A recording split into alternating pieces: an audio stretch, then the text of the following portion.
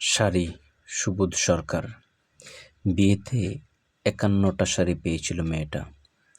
অষ্টমঙ্গলায় ফিরে এসেই আরও ৬টা। এত শাড়ি একসঙ্গে সে জীবনে দেখেনি। আলমারির প্রথম থাকেই সে রাখল সব নীল শাড়িদের। হালকা নীল একটাকে জড়িয়ে ধরে বলল, তুই আমার আকাশ। দ্বিতীয় তাকে রাখল সব গোলাপিদের। একটা গোলাপিকে জড়িয়ে সে বলল, তোর নাম অভিমান। তৃতীয় তাকে ৩টি ময়ূর, যেন ৩ দিক থেকে ছুটে আসা সুখ। তেজপাতা রং যে শাড়িটার, তার নাম দিল বিষাদ।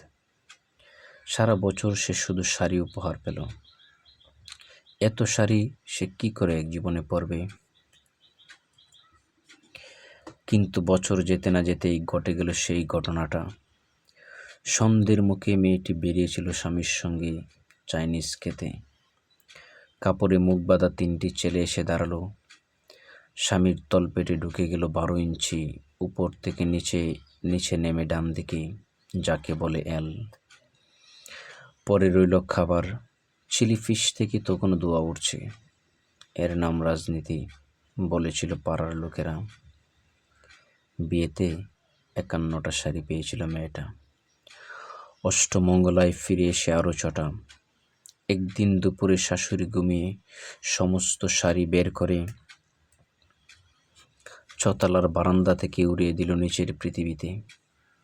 শাশুড়ি পরিয়ে দিয়েছেন তাকে সাদা থান।